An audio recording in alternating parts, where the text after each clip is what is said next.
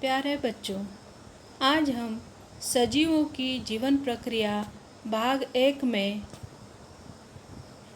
कोशिका विभाजन और उसके प्रकार का अध्ययन करेंगे। कोशिका विभाजन सजीवों का एक महत्वपूर्ण गुणधर्म है। इसी गुणधर्म के कारण एक सजीव से दूसरे नए सजीव का निर्माण होता है।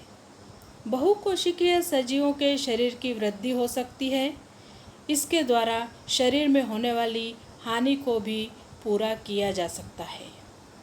कोशिका विभाजन 2 प्रकार से होता है। पहला है समसूत्री विभाजन अर्थात माइटोसिस और दूसरा है अर्धसूत्री विभाजन यानी मियोसिस।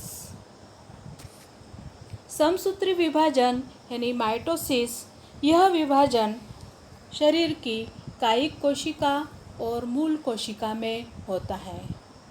समसूत्री विभाजन मुख्यतः 2 सोपान में पूर्ण होता है। पहला है केंद्रक का विभाजन यानी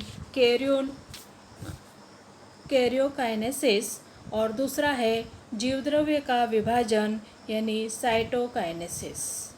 केंद्रक का विभाजन 4 चरणों में पूर्ण होता है। पहला है पूर्वावस्था या प्रोफेज, दूसरी है मध्यावस्था या मेटाफेज, तीसरी है पश्चावस्था या एनाफेज और चौथी है अंत्यावस्था या टीलोफेज। समसूत्री विभाजन जैसा कि चित्र में आपको दिखाई दे रहा है, जहाँ पर जो गुणसूत्र होते हैं उन गुणसूत्रों में विभाजन की प्रक्रिया शुरू होती है। जो पहली अवस्था है प्रोफेज यानी पूर्वावस्था, जिसमें नाजुक धागों जैसे गुणसूत्रों का फोल्डिंग शुरू होता है, जिससे वे लंबाई में छोटे और आकार में मोटे हो जाते हैं। दूसरी जो अवस्था है वह है मेटाफेज या मध्यावस्था।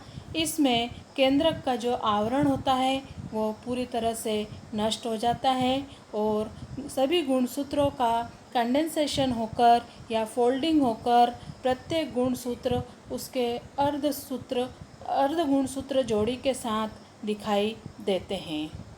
तीसरी अवस्था एनाफेज में आपको पश्चावस्था में उन धागों की सहायता से गुणसूत्र का विभाजन होकर प्रत्येक गुणसूत्र की अर्धसूत्र जोड़ी अलग खिंचती हुई दिखाई देती है, जिससे संतति गुणसूत्र या डॉटर क्रोमोसोम्स का निर्माण होता है।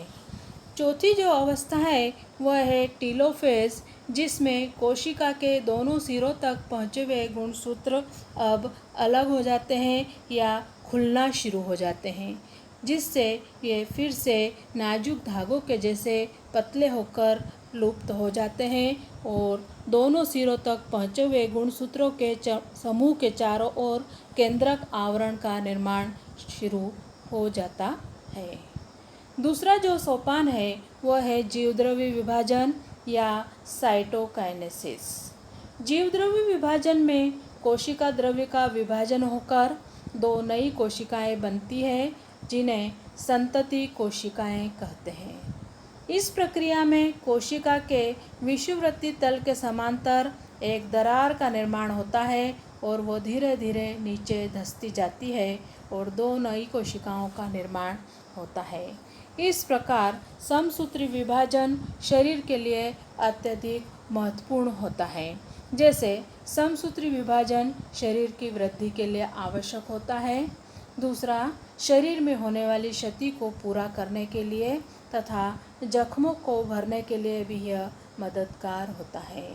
सभी प्रकार की रक्त कोशिकाओं का निर्माण करने के लिए भी समसूत्री विभाजन की आवश्यकता होती है।